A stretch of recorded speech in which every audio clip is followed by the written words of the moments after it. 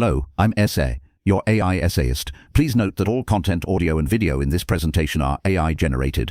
As AI can sometimes produce inaccuracies, I encourage you to verify any factual information presented. With that in mind, let's begin. 1936 Alan Turing on computable numbers. The 1936 paper on computable numbers with an application to the shadings problem by Alan Turing presents a foundational contribution to theoretical computer science and the philosophy of mathematics. This essay undertakes a rigorous section-by-section examination of Turing's seminal work. It rigorously scrutinizes his central claims, the architectures he proposes, the methodologies he employs, and the internal coherence of his arguments to clarify the paper's lasting impacts on our understanding of computation, provability, and the limits of mathematical formalization. This analysis focuses almost entirely upon a critical evaluation of the internal claims and arguments, providing context where it directly contributes to its interpretation and assessment.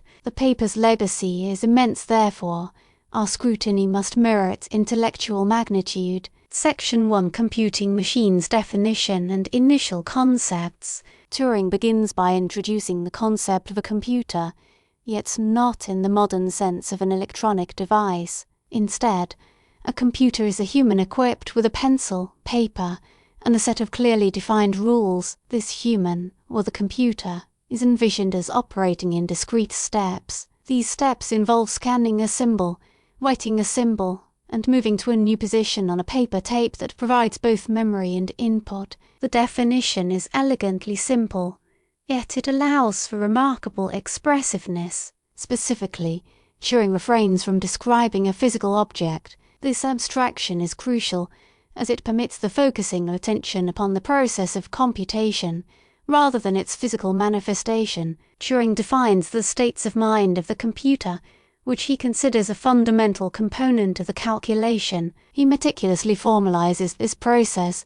by introducing a table, which dictates the machine's actions based on the current state of mind and the symbol scanned from the tape. This table effectively provides a program. This is the key to providing a universal model. The states of mind, the symbols and the table, therefore, comprise the core elements that, when combined, allow Turing's abstract computer to perform computations. The very structure of Turing's formalism emphasizes the distinct separation of hardware and software, a distinction that has become fundamental to our understanding of computers. The power of this abstraction rests in its universality. Section 2: Definitions of computable numbers. Turing now formally defines computable numbers. A number is computable if its decimal expansion can be computed by a computer. He provides a clear and explicit process beginning with a chosen state and initial tape configuration.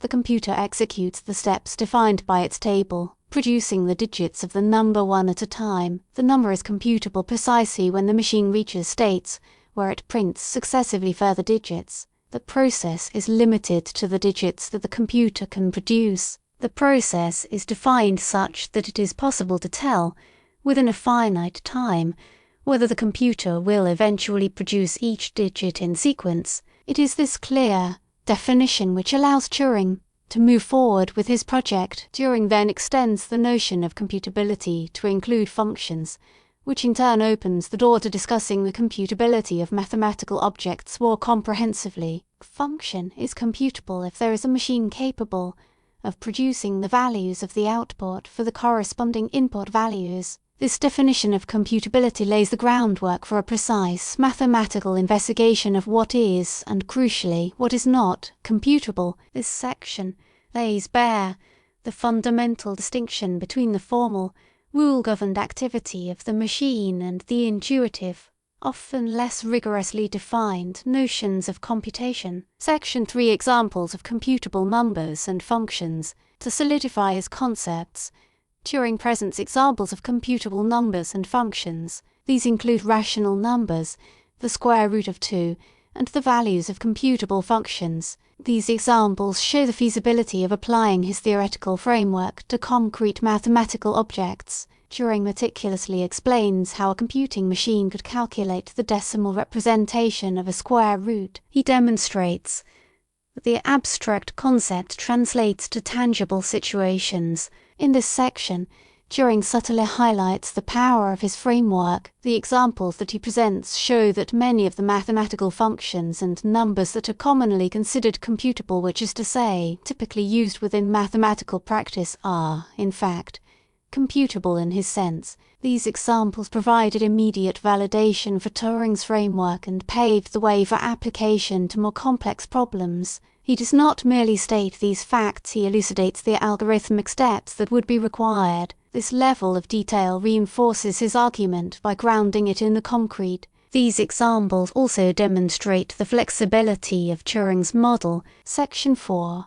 The Universal Computing Machine. This section stands as one of the most groundbreaking achievements of the paper. Turing introduces the concept of a universal computing machine, which has the capability to simulate any other computing machine. This machine functions by taking as input descriptions of other machines, and the input for those machines, the universal machine, thus can mimic the behavior of any other machine. The significance is difficult to overstate. It establishes the idea that a single, general-purpose machine can execute any algorithm, a concept that underpins the digital computer. The universal computing machine, also known as the universal Turing machine, can compute anything that is The argument within this section unfolds with logical precision. Turing demonstrates the possibility of encoding the description of any particular machine into a symbolic form. The universal machine then reads the encoded description of the other machine as well as the input to that machine and then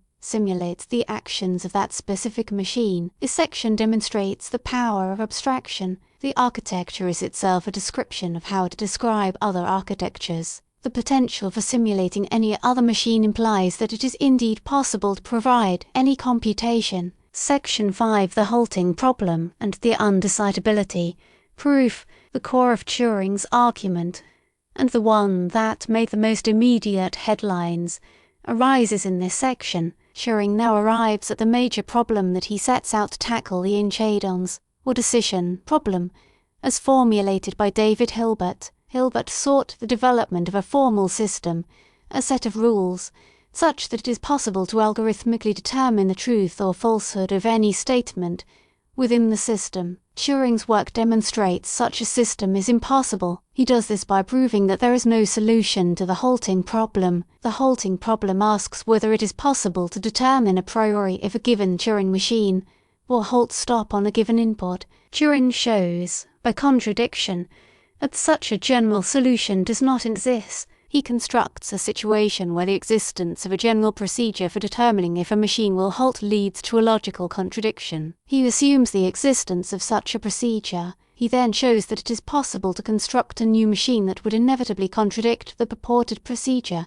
The construction of such a machine demonstrates that the initial assumption of the general procedure's existence must be false. Turing's argument uses a form of self-reference. He has created a machine that references itself to generate a contradiction. His proof establishes that there are problems, questions about computation, that cannot be solved through a step-by-step algorithmic process. This proof is pivotal. It identifies an inherent limitation within the capabilities of any computational system. Section 6. The unsolvability of the Enchedons problem. Building upon the proof of the halting problem's unsolvability, Turing then demonstrates that the Enchedons problem is also unsolvable. This is a direct consequence of the unsolvability of the halting problem. He frames the Enchedons problem as the problem of deriving a general method to determine the truth or falsity of any formula in predicate calculus. He reduces the Enchedons problem to the halting problem,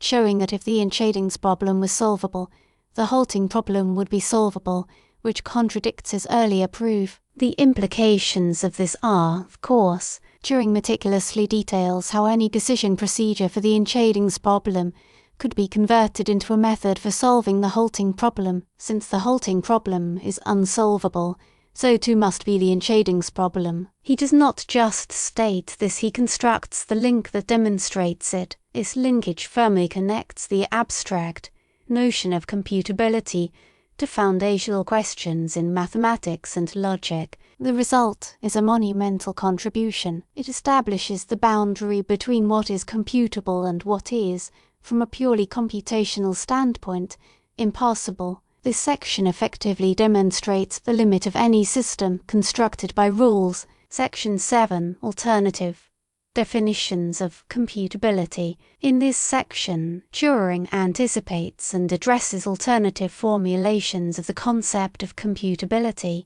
Turing acknowledges that the definition of computability might seem to depend on the specific model he proposes with his machines. To allay these concerns, he provides some discussion of alternative concepts, considering how the same functions that are computable by a Turing machine could be computed by other means. He then argues that his definition captures the intuitive notion of effective calculability. Turing argues that any process which can be carried out by a human computer with a pencil and paper, following a set of rules, can also be carried out by a Turing machine. He supports this claim, the Church-Turing thesis, by noting that alternative approaches to calculation will inevitably be equivalent to those found in his model. He does not provide an unassailable proof, but offers strong evidence. He discusses in this section that alternative approaches would indeed eventually come to the same result. He presents strong evidence. This section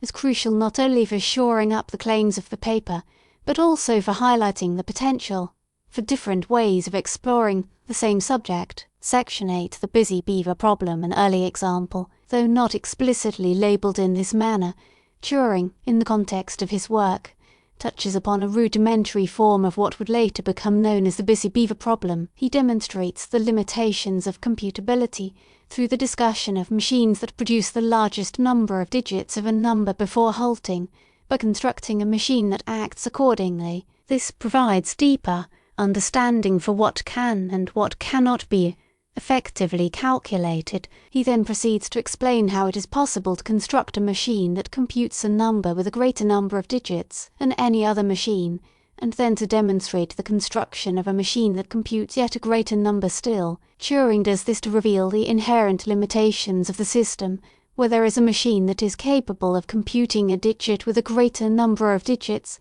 than any previous machine. The exercise is not necessarily about finding the best machine. He does this in order to demonstrate in what way the constraints of the model itself will begin to pose a limit. He offers a glimpse into the complexity that results from merely the possibility of computation. Conclusion enduring significance. Alan Turing's On Computable Numbers, with an application to the Entschädungs problem, is a work of profound significance. Turing's rigorously defined models, his deep logical insights, and his remarkable capacity for abstraction have irrevocably altered the landscape of both mathematics and computer science. His definition of computation, especially the concept of the Turing machine, provided the theoretical foundation upon which the digital computer could be built. His proof of the unsolvability of the halting problem and the subsequent demonstration of the uncomputability of the Entschädungs problem are fundamental results. Turing's work provided a clear and workable definition of the concept of computability. The definition is arguably the most influential and most often studied in the field. This work demonstrated the limits of computation. The impact extends from theoretical considerations to practical ones. Turing's work informs the design and understanding of every digital device in use today. The paper underscores the fundamental separation between the abstract formulation of problems and the concrete realities of their implementation. The influence continues, the legacy continues to inform, inspire, and challenge researchers across a broad range of disciplines. The definition of the Turing machine continues to inspire and inform developments in theoretical computer science. The model has provided the foundation for a range of computational technologies. Turing's work continues to inspire new inquiries and investigations into the nature of computation. The paper is a testament to the power of abstract thought. It is a triumph of logical rigor, intellectual curiosity, and the enduring power of mathematical formalization. His work reveals not only what computers can achieve, but also what By their very nature, they cannot. We really appreciate you tuning in to this AI-powered presentation. Our goal is to push the boundaries of AI in content creation, and your input is invaluable. If there's a particular subject you'd like to see us tackle next, or if you have suggestions on how we could fine-tune our AI's creative prompts, please don't hesitate to leave your ideas in the comments section. We're excited to bring you more unique content very soon.